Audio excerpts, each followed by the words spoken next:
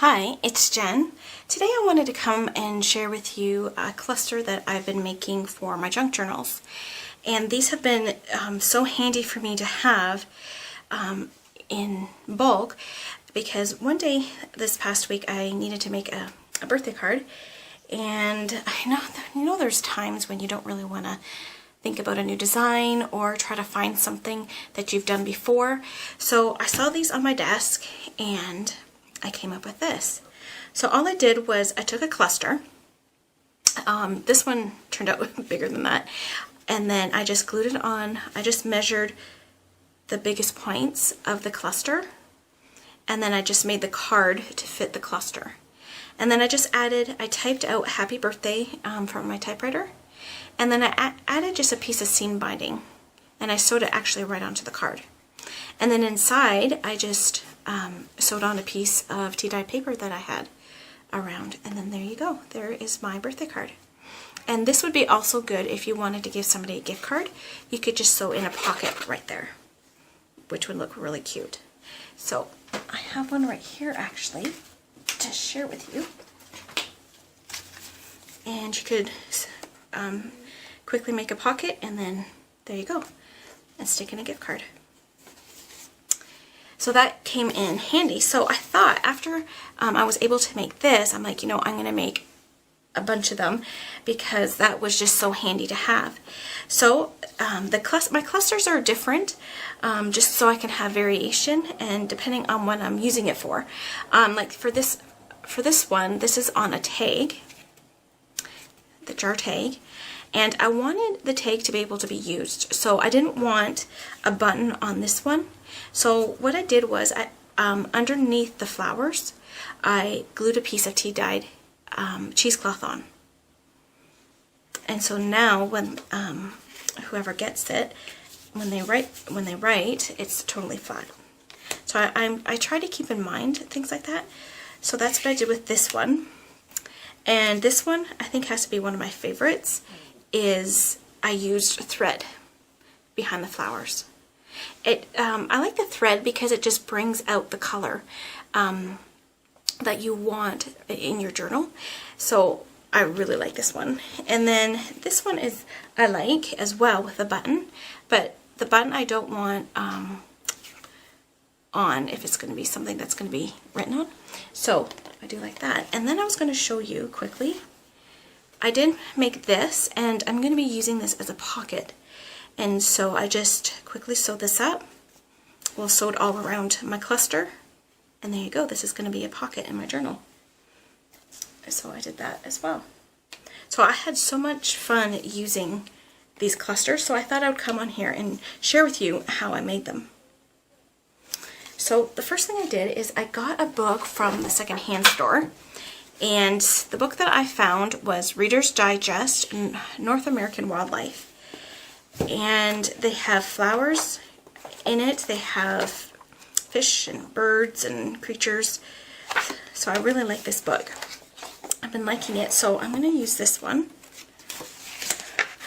I did try to tape this before, but I didn't pick the page, and so it took me a long time to figure out what flower I wanted to do.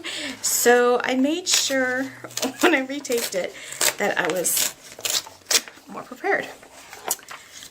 And then you do have to choose which side you want, but I want to use this blue flower right here just to show you how I go around flowers that are super close.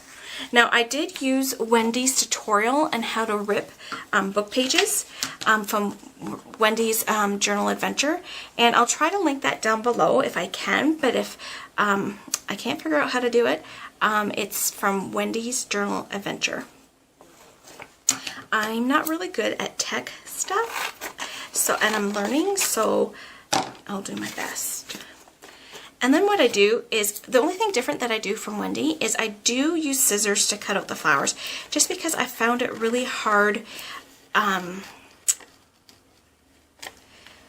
hang on everything. And how I do when I cut really close, how I get it to look kind of ripped is I used my distressing tool. So I do use that because there's are pictures that are super close together. And so I've just done that and it looks perfectly fine. So how close you rip your flower is totally up to you.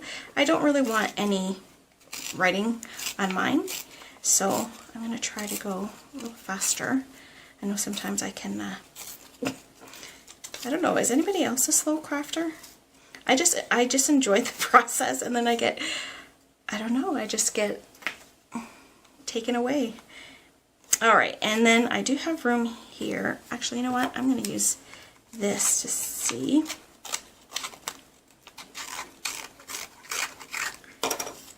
I'm going to rip this part here to make it look the same as the rest of this page.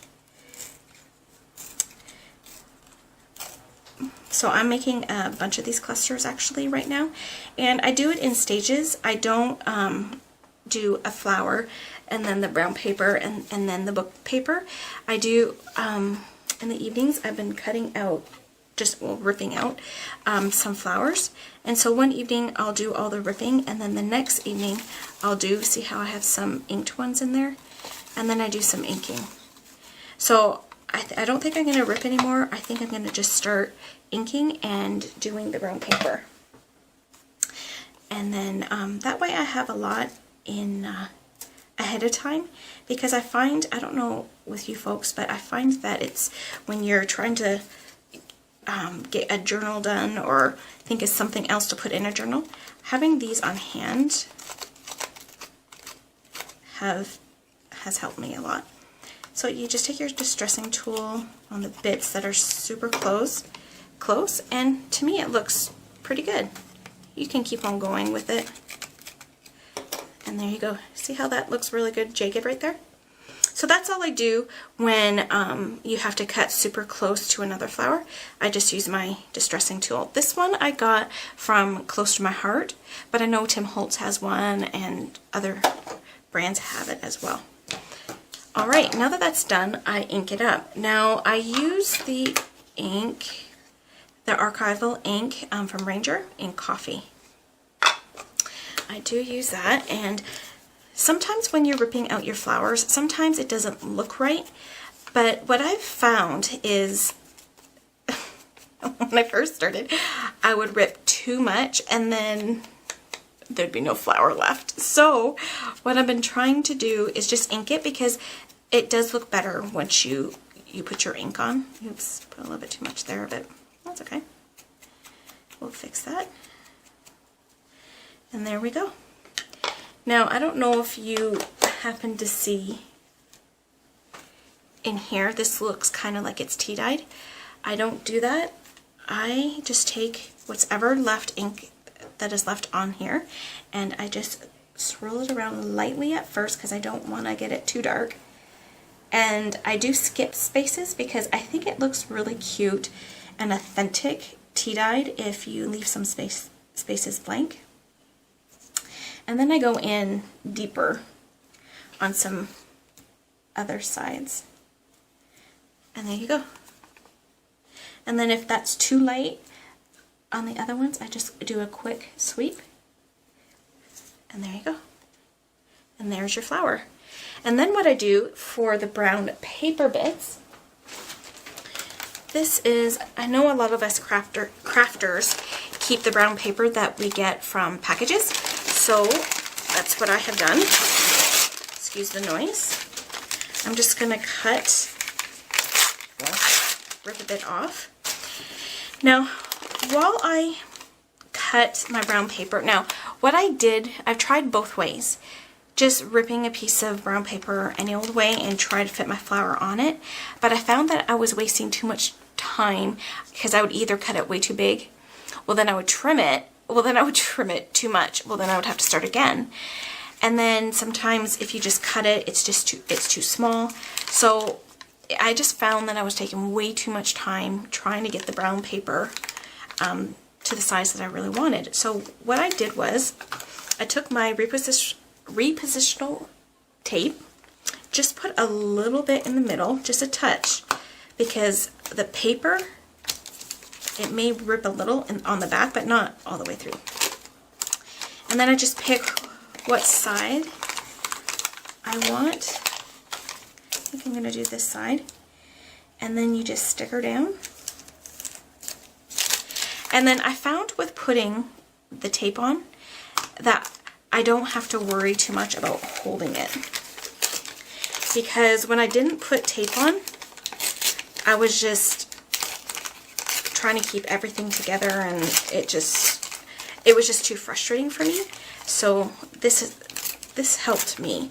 So if you're new to junk journaling and doing paper crafts, this has really helped me out a lot.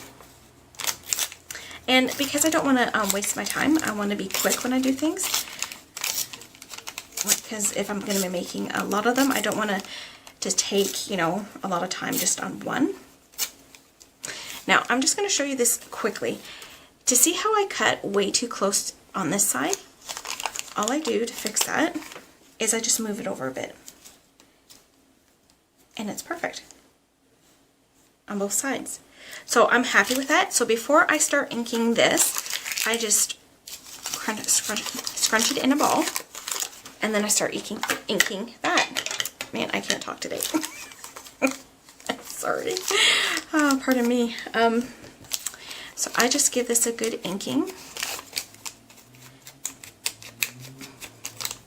So these are really good to go on tuck pockets, half pages, whatever, wherever you need to cover a space, these are perfect for.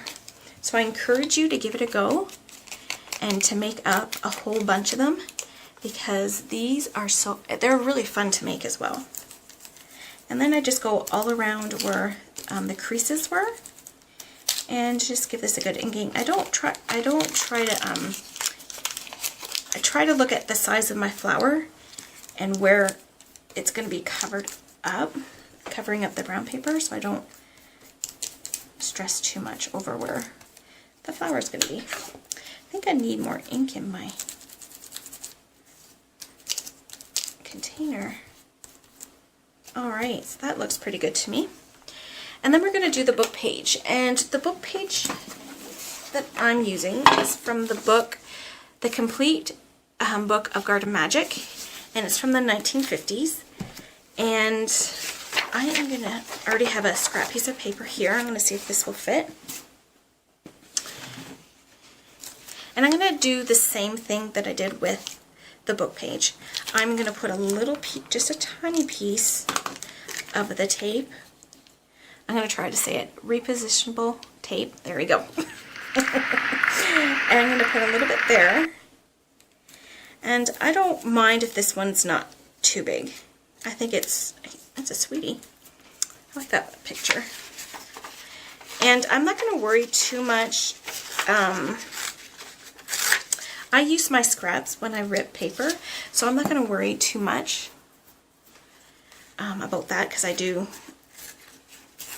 keep a container close by while I do my ripping, and I don't throw any of it out, because what I like to do is if I need something, if I'm working on a project, and so I get it, whatever container you have, and just put all your scraps in it, and then that way when you're working on that one project, if you need something, it's just handy just to dig in that container. So I do that a lot. So I'm not going to throw any of this away. Well, I wouldn't throw it away anyway. I would recycle it. But, and here we go. And I like that. I like that. Alright, so I'm going to try to ink this as quick as I can. I don't know if you were able to watch my first video, but I am loving having my tools organized. I've been finding my things faster, so crafting has been really fun. Especially when you don't have to be looking for your stuff. Now I'm going to go a little bit deeper in with this ink. I try to get the edges first, and then after I go a little bit deeper. This one I don't wrinkle or anything because I'm wanting it to stick down to whatever I want it to. So let me see. Ooh, that looks good. So I'm going to do that a little bit deeper on the page, the inking. Now I do make these each a little different, like I've showed it at the beginning. So this one, this cluster has cheesecloth behind the flower. This doesn't have anything, it's just plain. But I think one of my favorites has to be the thread. So we're going to be doing the thread one. So I am going to glue the brown paper to the book paper. I don't know if any of you have certain type of glue that you like the most, but I would love to know because I like this glue, but sometimes it's really hard for me to squeeze out. So if anybody has any ideas, I would love to hear them. And then, let me see if that's right. I guess when you're using scraps, there's not really a right or wrong, right? Alright, so there we go. And then what I used for my thread is I picked up this vintage spool at the thrift store. I got a bag of them, and I just take out, I don't really look how much I take out, I just go until I think it looks pretty good. And I want this to be stuck down, so if you have too much out, some of them, yeah, it's just a nightmare. So you don't want to be too precise, but at the same time you don't want to go too overboard because then it does look too much. Okay, and then because I have thread under there and I'm not going to glue it down at all, I really want to glue down this flower really well. So I'll try to go as fast as I can, but I encourage you to give this cluster a try and see what you come up with. I was thinking about maybe using some material in the clusters as well. I think that would be really sweet. And then, oh, this one doesn't really want to work with me here. Oh, there we go. That looks, oh, upside down. That would not be good. You know, I heard once, and I honestly, I don't know where, but I heard once on a craft, somebody who did crafts, they said, and I never forgot it, it stuck with me, they said, a mistake is only an opportunity to be creative. And so that has always stuck in my mind. So anytime I make a mistake, that comes to my mind. So this one doesn't have a lot of thread sticking out from it, but that's okay. I still think it looks sweet. All right, and there we go. I think this one looks a little bit better, but that's okay. And then what you can do is, I have a junk journal here that I will show you, and I think they look super sweet on top of scrapbook paper. It even looks really cute on grid paper. Doesn't that look really cute? And so these are like really fun. They are addictive to make, and I encourage you to make a whole batch up. And I like it on this one. Doesn't that look cute? So that's why I encourage you to do make some clusters in the coming week. It is very addicting, and it will help you in the long run as you're making your journals and even birthday cards and whatnot. Well, thank you so much for watching today. I hope that you give this a try, and if you do, let me know down below. And remember, don't throw your junk away, journal with it. Thanks again. Bye.